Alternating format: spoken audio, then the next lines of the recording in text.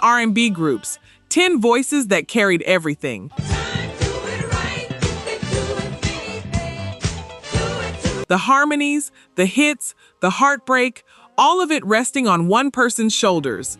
And the moment that person was gone, the group was gone too. Some of them fired the voice outright. Others just let them walk.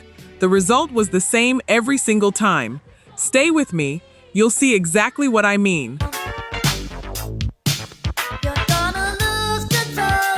Number 10, Soul to Soul, Karen Wheeler. In 1989, Soul to Soul had two of the biggest R&B songs on the planet.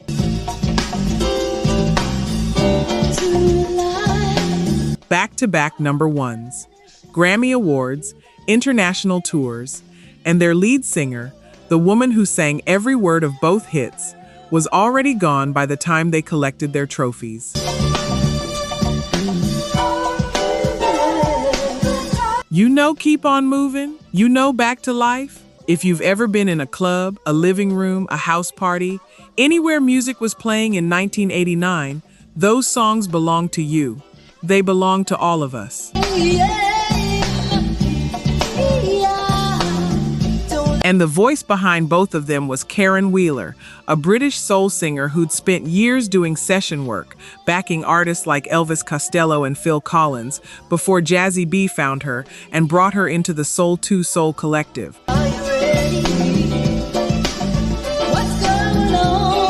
She recorded those two tracks. Both went to number one. Soul to Soul won the Grammy for Best R&B Performance by a Duo or Group with Vocal. And right there, at the absolute peak of everything, Karen Wheeler left. She didn't storm out, no dramatic exit press release. She just went, signed with EMI, started recording her solo album. And the question you're probably asking right now is, how do you walk away from that? From the biggest thing happening in R&B that year? Here's what I think about when I sit with that question.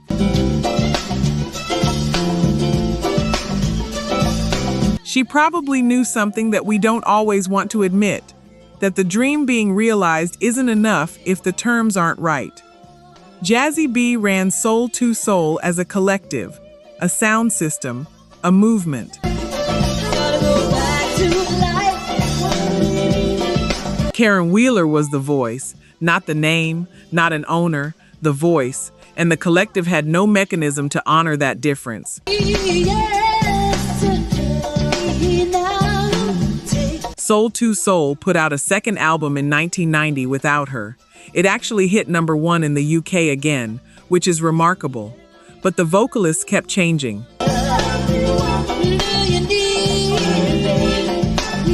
Kim Mazel, Lamia, Victoria Wilson-James. None of them had Karen Wheeler's particular gift for making you feel like that song had been written specifically about you in a room you'd never left.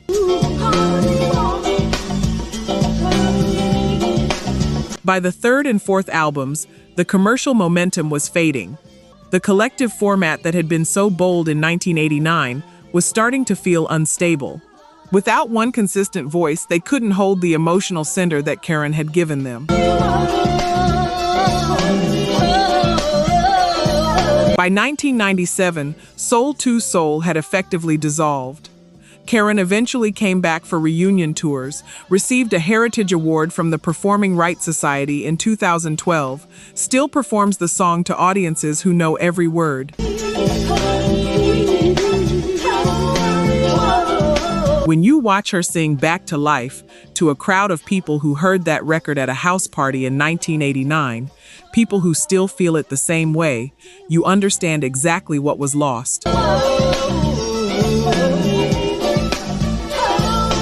The song is perfect, the moment is preserved, but the group that could have kept building from that platform, they let it drift away. If you've ever been part of something that worked, a band, a creative partnership, any collaboration that just clicked, and then watched it dissolve because someone couldn't hold it together long enough to capitalize on the moment you'd built together, you know what Soul to Soul left on the table. They had the world's attention, and they didn't hold on to the voice that earned it. Number 9, Atlantic Starr, Barbara Weathers. You've been to a wedding and always came on. Maybe it was yours, maybe it was your parents', maybe it was somebody else's, and you stood there holding your drink and just felt it. Here's what most people in that room don't know. The woman who sang that song left the group that recorded it the same year it came out. And the group she left behind spent the next 3 decades trying to find something close to what they'd thrown away. Atlantic Starr had been around since 1976. They'd had solid R&B hits throughout the early 80s. But it wasn't until Barbara Weathers joined in 1984 that the group crossed over into something else entirely. Secret Lovers was a top 5 pop hit in 1985, and then in 1987, Always went to number 1. Not just on the R&B chart, not just adult contemporary, but the Billboard Hot 100. Pop everywhere. That song was everywhere. Barbara's voice was the reason. There's a warmth to the way she sings those opening notes, a kind of intimate, steady clarity that makes the song feel like a vow you actually believe. That quality is hard to manufacture. Most producers spend careers searching for it in a singer. Atlantic Starr found it in Barbara Weathers, and then they didn't protect it. In 1988, 1 year after Always became one of the defining ballads of that decade, Barbara left. She cited disputes about royalties and creative direction. She felt she hadn't been compensated proportionate to what the success actually demanded, and here's where the story gets more complicated than just a business dispute. Barbara was also engaged to Wayne Lewis, one of the 3 founding brothers of the group, so she was walking away from the band and from a relationship at the same time. Whatever the full truth of what happened between them, the result was the same. The voice walked. Atlantic Starr brought in Portia Martin for the next album, then Rachel Oliver, then Aisha Tanner. By the mid-1990s, they'd cycled through 5 different female vocalists. Each album sold less than the one before. Their 1994 release for Arista barely dented the charts. They kept touring, kept playing the hits Barbara sang, kept finding themselves on oldies circuits performing songs that audiences still loved, because those songs were still perfect. But in a studio, trying to create something new with a different voice, the lightning never found the bottle again. Always remains one of the most played wedding songs of the entire R&B era. People hear it, and they feel something real and enduring. And the group that recorded it hasn't had a mainstream moment since the year Barbara Weathers left. In 2025, Wayne Lewis, one of the founding brothers who co-wrote that song, passed away at 68. His passing brought renewed attention to Atlantic Starr's legacy. And what that legacy ultimately amounts to is 2 albums with Barbara Weathers, 2 hit songs, and a lingering question about what might have happened if they'd found a way to keep her. She went on to have modest solo success in Japan. Her second album sold out there within a week of release.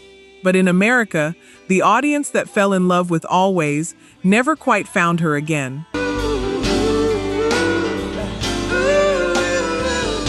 Real talk, only 9% of you are subscribed. That hurts. We're spending hours digging through archives, fact-checking every detail, bringing these stories back to life.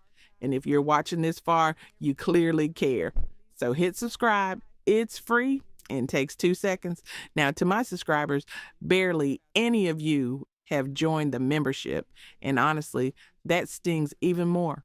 You know the work we put in. You keep coming back. If these videos have ever made you feel something, if this music means something to you, join the membership. It's $1 coffee a month, and it's the only way we keep this going. Let's build this together. All right, back to it. Number 8, the S.O.S band, Mary Davis. In 1980, Take Your Time, Do It Right hit number 1 on the R&B chart, went platinum, sat at number 3 on the Billboard Hot 100. The S.O.S band had just announced themselves to the world, and for the next 7 years, one woman's voice, one of the most distinctive voices in R&B funk, kept them in the conversation. Then she walked, and the conversation ended.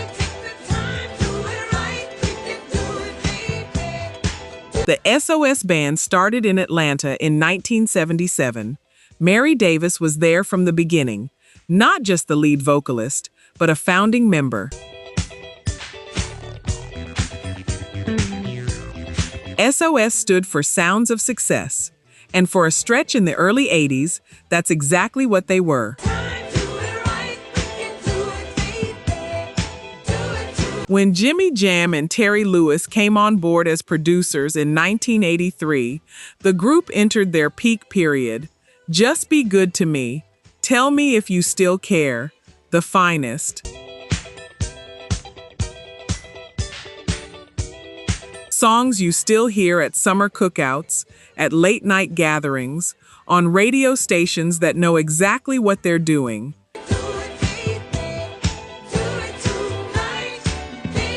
Those were Mary Davis songs. Her voice was elastic and warm and had this underlying insistence to it, like she meant every word and needed you to know it too. By 1986, the S.O.S band had released 6 albums and gone gold multiple times.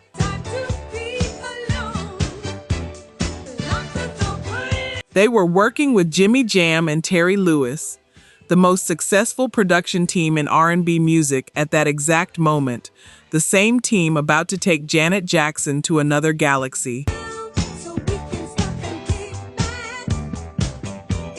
And that's the moment Mary Davis chose to leave for a solo career. Here's where it turns, because it wasn't just Mary who was effectively gone. The Jimmy Jam and Terry Lewis creative partnership, the thing that had elevated every S.O.S band record since 1983, went with the transition.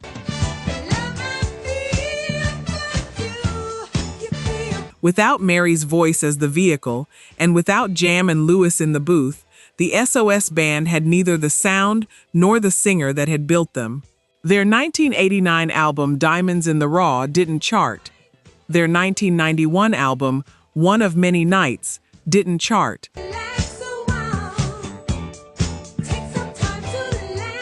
And by the early 90s, the group was effectively finished as a commercial entity. And whether that was the right call on Mary's part, I'll let you decide. Because here's what makes the story sting a little more.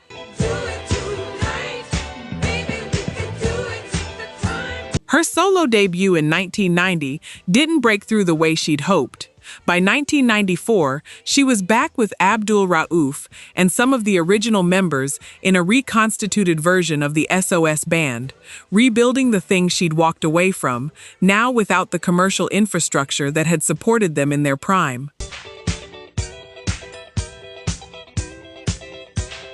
If you've ever made a decision to leave something good because you believed something better was waiting, and then watched neither the old thing nor the new thing reach the heights you'd imagined, you know what those years felt like from the inside.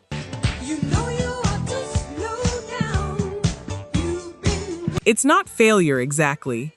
It's just the cost of the choice, and you carry that cost for a long time. What makes the S.O.S band's story unique on this list is that Mary Davis eventually came back. She toured with reunited versions of the group for decades, was at the Soul Train Awards in 2019, still bringing everything she had.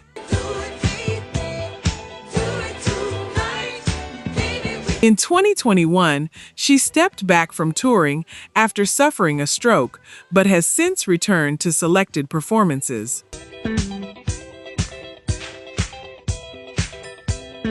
The audience that started with "Take Your Time" in 1980 never left her. That's how powerful her voice was.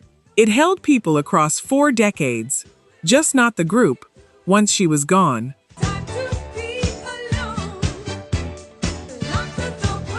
Number 7, the Commodores' Lionel Richie.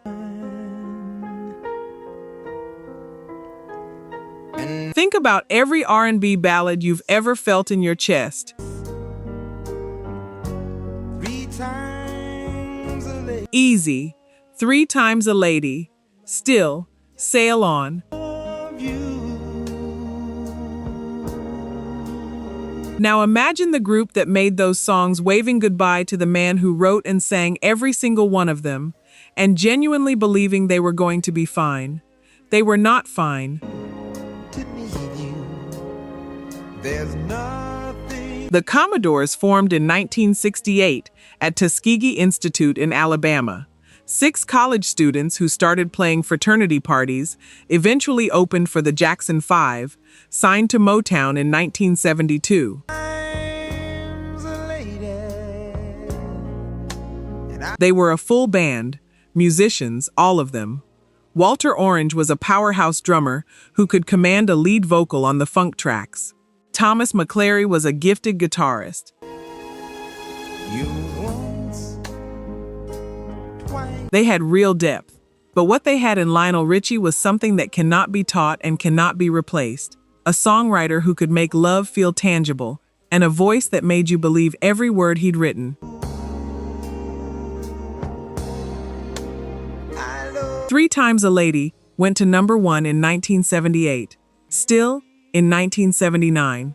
3 consecutive albums in the top 3 of the Billboard pop charts, a Motown record.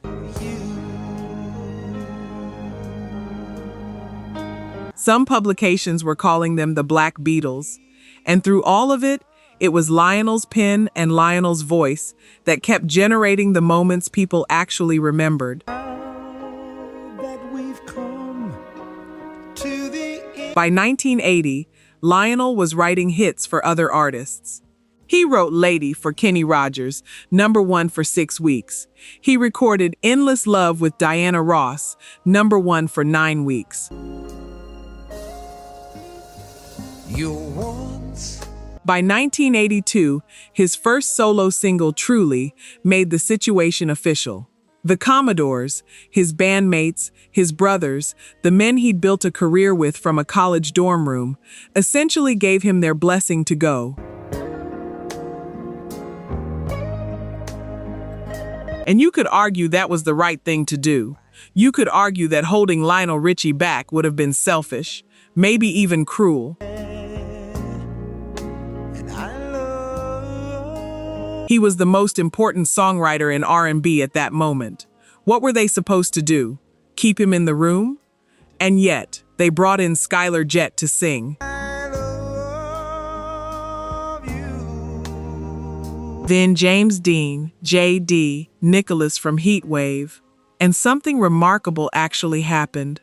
In 1985, without Lionel, the Commodores released Night Shift, a tribute to Marvin Gaye and Jackie Wilson, both of whom had died the year before. Yes, you once, twice.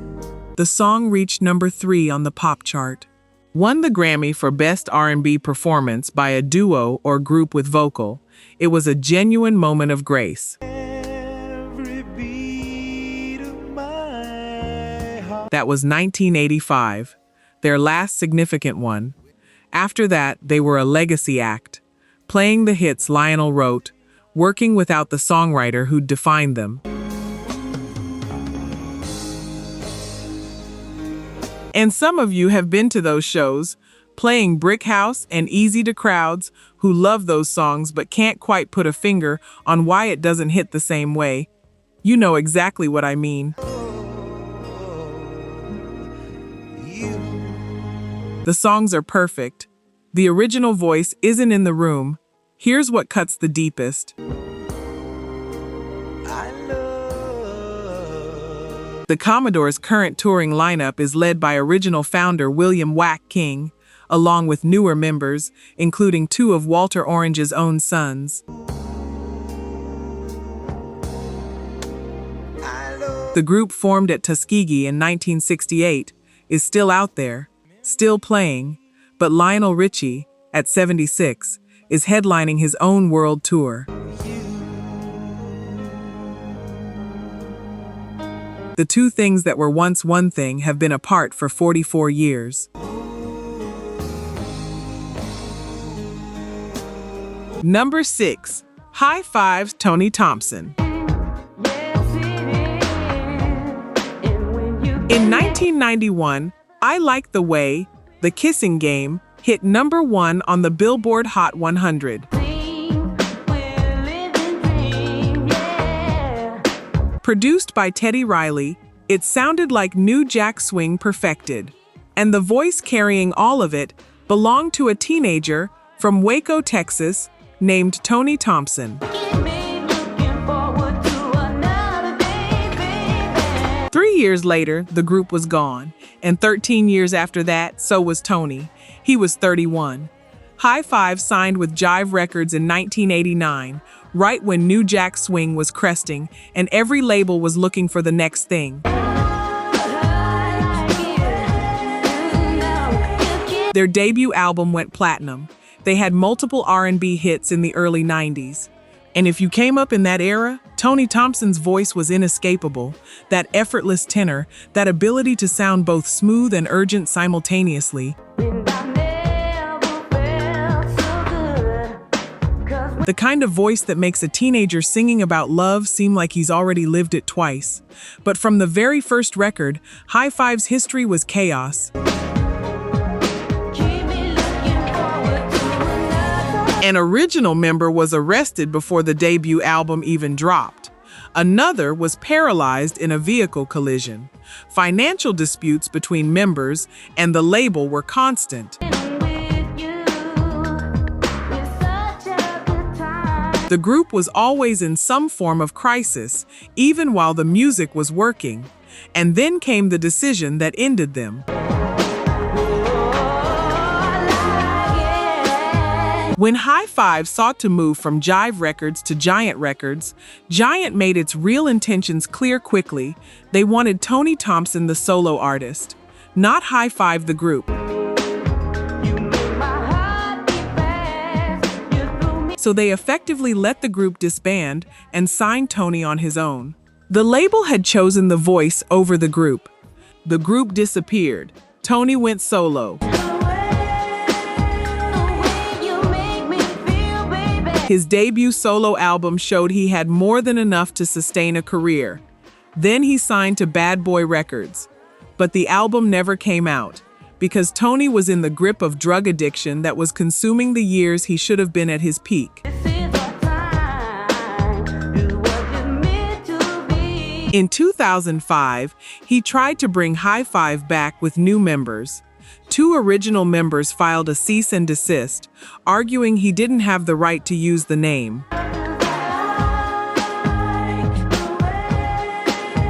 A lawsuit killed the attempt before it had a chance. A man trying to rebuild what had been taken from him, blocked from using the name that should have been his. On June 1, 2007, Tony Thompson was found outside an apartment complex in Waco, Texas. He was 31 years old.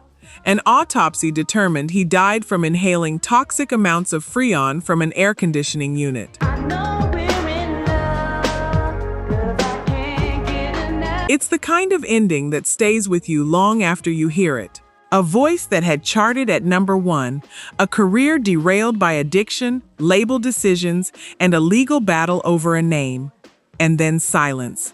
Gone at 31. High Five reunited in 2012 to honor Tony's memory, and they've performed together since. Every show closes with the kissing game and a tribute to Tony Thompson. The audience that shows up comes for a feeling he created, a specific sound that belonged to a specific moment in 1991 that no one has been able to reproduce. The group didn't fire the voice, the system did. And then the system moved on, and the voice had nowhere left to go. Number 5, Dru Hill, Cisco. You know that the can't freak like me, so mommy tell me one little thing. In 1999 and 2000, Cisco was everywhere. Thong Song, Incomplete, 5 million copies of Unleash the Dragon. How deep is your love for me? Oh, yeah. He was on South Park, on every radio format simultaneously. What nobody was really talking about, not loudly enough anyway, was what was happening to the group he'd walked away from to get there. My crew bikes with double pipes and we quick to lose on the turnpike. I'm the one that Dru Hill came out of Baltimore in the mid-90s. 4 guys, 4-part harmony, that perfect balance of R&B smoothness and gospel upbringing. Their debut went platinum. Tell Me, Never Make a Promise, How Deep Is Your Love? These were songs that showed up at every slow dance, every house party, every late-night countdown in the late 90s. And the voice at the center of all of it, the one the cameras always found, the one pulling every lead, was Cisco. But the thing that made Dru Hill was all 4 of them. The way those voices locked together was something specific, something you can't fake with 3. Even inside the group's success, the cracks were forming.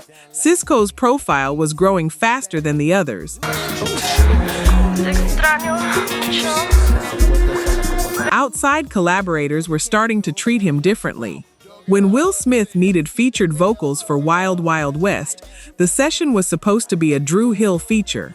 By the time they got there, it had been restructured so that only Cisco was credited. For Woody, James Green, one of the original 4, that was the last straw. He'd watched the group's identity being slowly absorbed into Cisco's individual story, and he was done. He left. The group went on hiatus.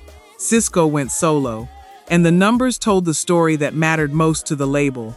Dru Hill's biggest album had sold around 2 million copies. Unleash the Dragon sold 5 million. The machine had made its choice. It wanted the voice, not the group. And what's wild is that Cisco has openly said the fans didn't accept Dru Hill without all 4 members. The crowd started dwindling, he said, because Dru Hill wasn't Cisco plus 3. It was 4 specific people whose voices created something in combination that none of them could recreate separately. The The label figured that out too late. Or maybe they never cared to figure it out at all. They regrouped in 2002 for Dru World Order. But Cisco's second solo album had underperformed. The label's attention had moved on, and the promotion never arrived. By 2003, they were off the label entirely. They've reunited and separated multiple times since. In 2023, founding member Nokio left the touring lineup over management disputes, leaving Cisco as the only original member still consistently performing the Dru Hill catalog. What nobody talks about enough is this. The group's identity, the thing that made them distinct from every other R&B vocal group of the 90s, was the four-part harmony. The moment you remove the lead voice from that equation, the remaining members aren't the group anymore. They're talented singers without the center that held everything together. Tap them draws so they get gas to pass, collect them cars. Then I'm like, yo. And the moment the label decided the voice was more valuable than the whole, they guaranteed the group couldn't survive the separation. That's the kind of damage you don't come back from cleanly. Number 4. The Stylistics, Russell Tompkins Jr. Could not. Here's something Russell Tompkins Jr. said about his own records, and I want you to really hear this. He said that 98% of every song the Stylistics ever released was just him, singing by himself. Not just the lead vocals, the background vocals too. The full arrangement that people loved, the layered sound that made those records feel like they were coming from somewhere sacred, was largely one man building all of it in layers, alone in the studio. Precious friend. So when the group he'd spent 32 years building pushed him out in 2000, what exactly did they think they were keeping? The Stylistics came out of Philadelphia in the late 60s. 5 guys, the right combination of voices and personalities. I sing this song. When they connected with producer Tom Bell and lyricist Linda Creed in the early 70s, what followed was a run of records that still feels almost impossible to believe. Taught me how to live. Betcha by Golly Wow. You Are Everything. Break Up to Make Up. I'm stone in love with you. You make me feel brand new. With you I always have a friend. 12 consecutive R&B top 10 hits, 7 gold albums. The center of all of it was Russell Tompkins Jr.'s falsetto.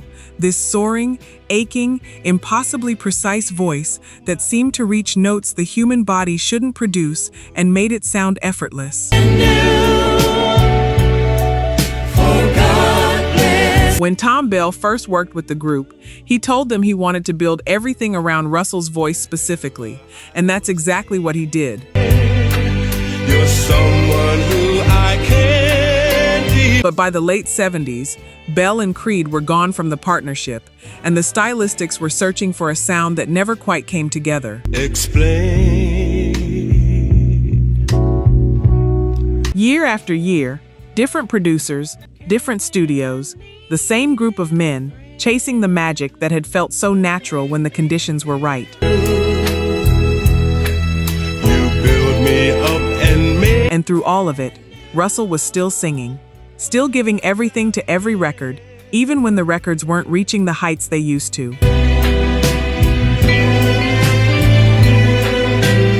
By 1999, the tension inside the group had become something he couldn't work through. I couldn't take the fighting and all the tension anymore, he said. You can't make music with people you don't like. I sing this song 'cause you I was so unhappy I began to lose my falsetto. So in 2000, after 32 years, he left. And the original group continued using the Stylistics name. What happened next is the part that really stays with me. Created everything I am. When Russell tried to come back to music with a new ensemble, calling them the New Stylistics, the original members fought him over the branding. Back to me. They agreed. The old group would keep the name The Stylistics.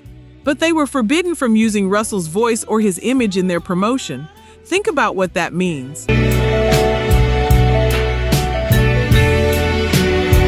The group touring as the Stylistics, performing songs that Russell had recorded largely alone in the studio, now operating under an agreement that prohibited them from even showing his face in their advertising. You held my life within your hand. They kept the name. They couldn't keep the thing that made the name mean anything. Here's the detail that reframes all of it.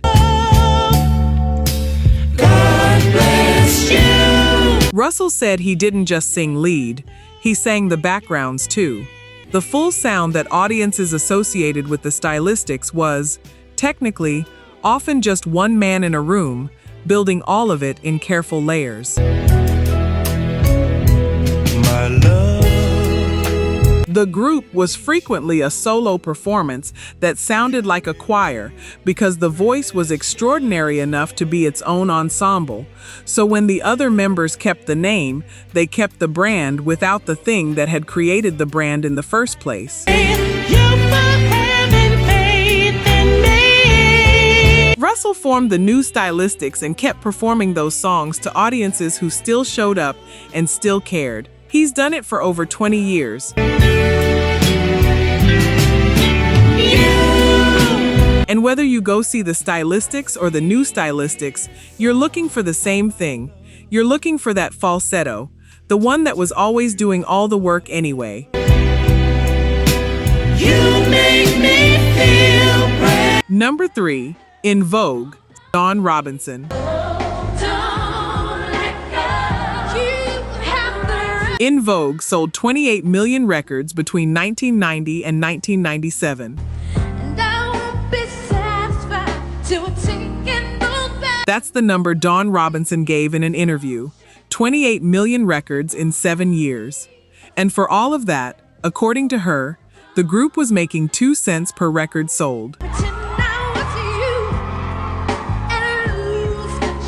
In 2025, Dawn Robinson revealed she'd been living in her car for 3 years.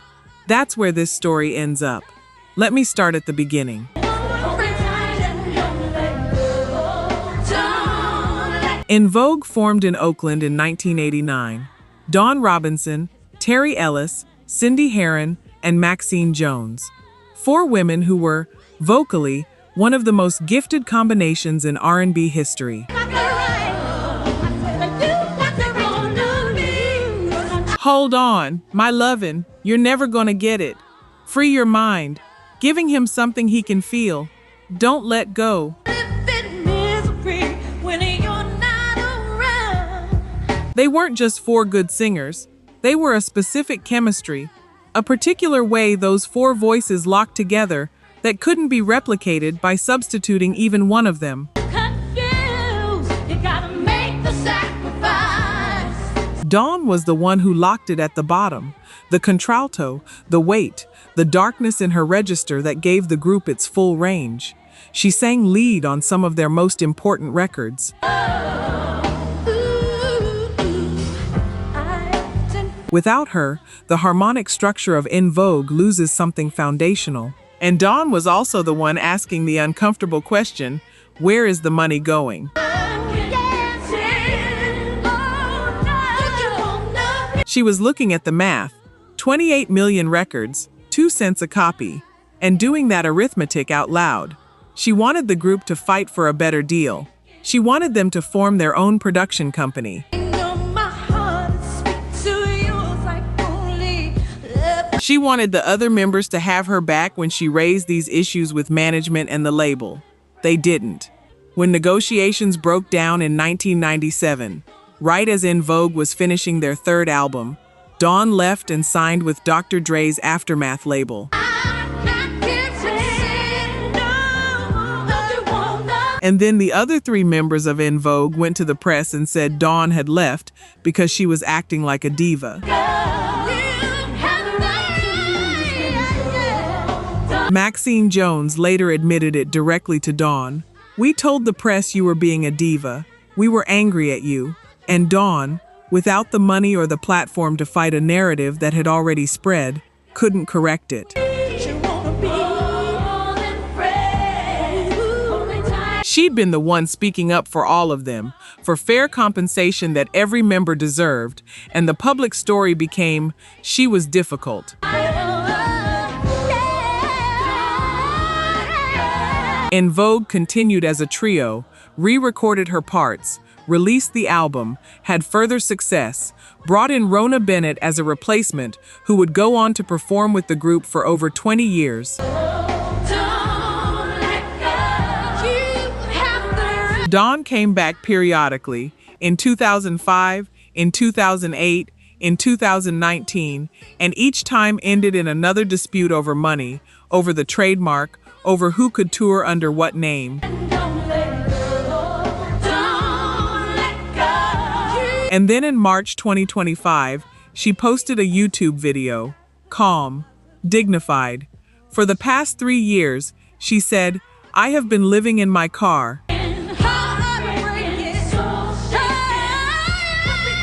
The woman who sang on 28 million records, who sang Free Your Mind in front of the world at the MTV Video Music Awards, who was 1/4 of what many people consider the greatest R&B girl group of the 90s, living in her car in Los Angeles. The other members responded publicly. Terry Ellis said the door had always been open. "We've always wanted her back." Maxine suggested Dawn had simply become adamant about being solo. And Dawn's position has remained consistent across every interview she's given. She wasn't being a diva. She was asking for what they'd all earned. She was the only one who said it, and it cost her everything. Number 2. New addition, Bobby Brown. December 1985. 5 boys from the Roxbury Projects of Boston sit in a meeting with their management and their label. The vote is to remove one member. That member goes on to become one of the most commercially successful solo artists of the following decade. The group that voted him out never reaches that level again. His name was Bobby Brown, and the vote was unanimous. New Edition formed in 1978. 5 childhood friends, the Orchard Park Housing Projects of Boston, a local talent show, a producer named Maurice Starr, who saw them and heard something that reminded him of the Jackson 5. By 1983, Candy Girl was number 1 on the R&B chart. Cool It Now followed. Mr. Telephone Man. They were everywhere. But Bobby Brown was the wild card in the group. The energy, the one who moved differently, pushed against the choreography, brought something unpredictable to every stage. He was also missing flights, creating friction with Michael Bivins, struggling with a squeaky clean teen idol image that didn't fit who he was becoming as a performer. "I felt restricted," Bobby said later. "I felt they didn't want me to do anything." So in December of 1985, under pressure from MCA Records and their management, the other members voted him out. Not fired by the label directly, voted out by the friends he'd grown up with. The people from his same projects, his same neighborhood, his same story. And Michael Bivins said something years later that I keep coming back to. It was a tough decision, but if we didn't kick Bobby out, we never would have seen the explosiveness of my prerogative. Listen to that again, slowly.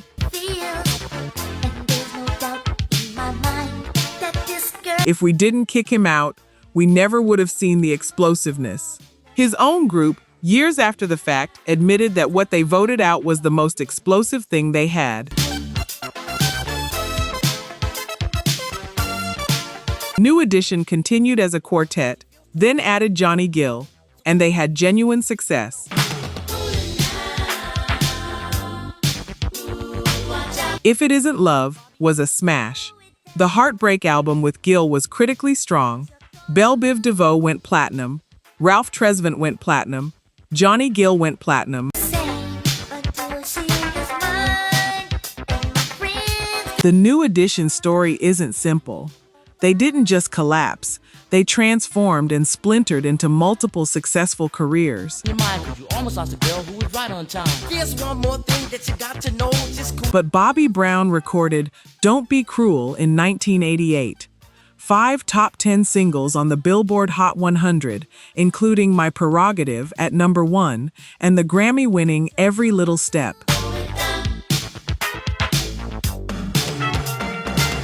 New jack swing, sex appeal, and energy that had never existed in quite that combination before. One of the biggest R&B albums of its era. And here is the detail that says everything you need to know about what New Edition threw away.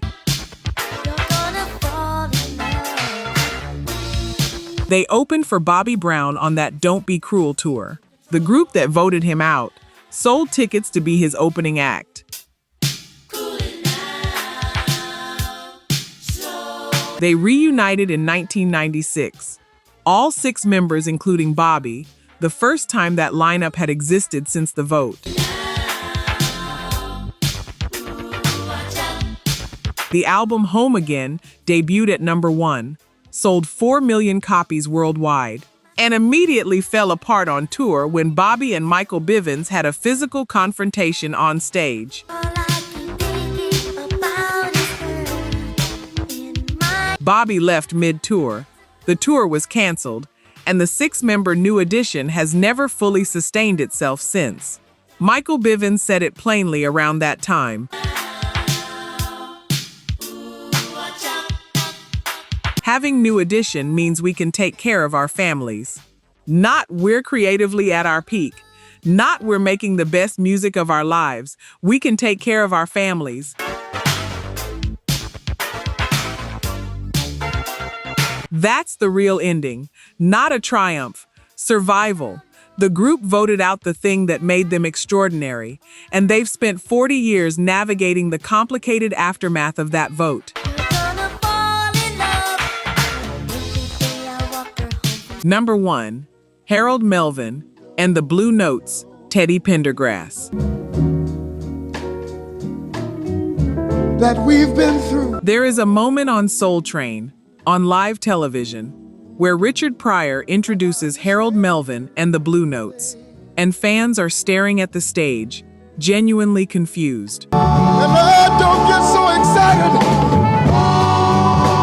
excited. Because the name they know is Harold Melvin.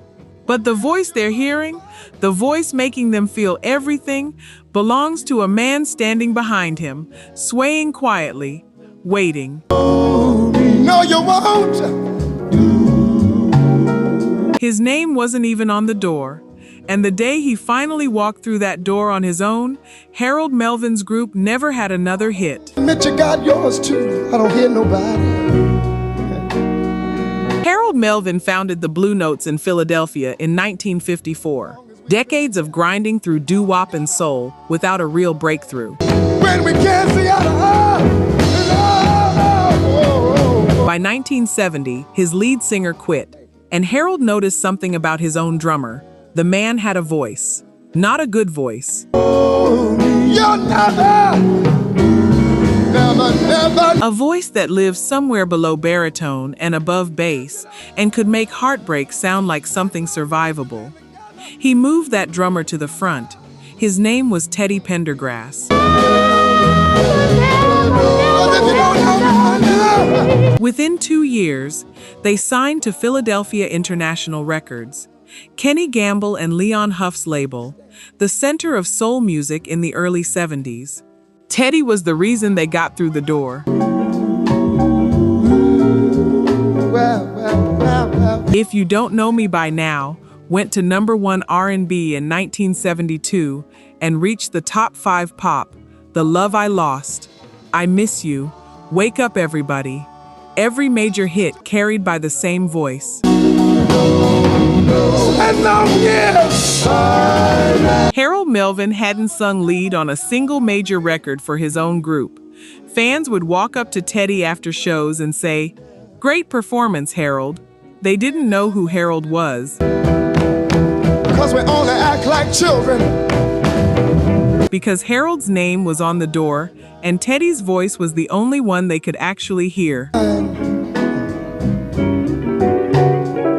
How many women will... By 1975, albums were being billed as Harold Melvin and the Blue Notes, featuring Theodore Pendergrass, the label acknowledging publicly what audiences already knew. Harold resisted giving Teddy the billing, the compensation, the recognition the work demanded, and in 1976, Teddy walked. His first 4 solo albums were consecutive million sellers. He sold out arenas. He became a different kind of R&B star entirely. 'Cause tell me, what good is a love affair? Harold tried to continue with replacement vocalists, got one more R&B top 10 single in 1977 with Reaching for the World. After that, nothing. I've said my happy. Smaller Rooms, albums for smaller labels. By 1984, effectively finished. Then in 1982, at the exact moment Teddy was at the peak of his solo career, a car accident left him paralyzed from the chest down. He was 31. He came back to music, courageously, but the full instrument was never quite the same. If you don't know me by now. Harold Melvin died in 1997 at 57. Teddy Pendergrass died in 2010 at 59. And what they left behind is a body of work belonging entirely to one man's voice, carrying the name of another man who couldn't find it in himself to share what the work had earned. That should be so easy to do. The voice walked, the group disappeared, and the records live on regardless of whose name is on the label. Never, never, never, never, baby.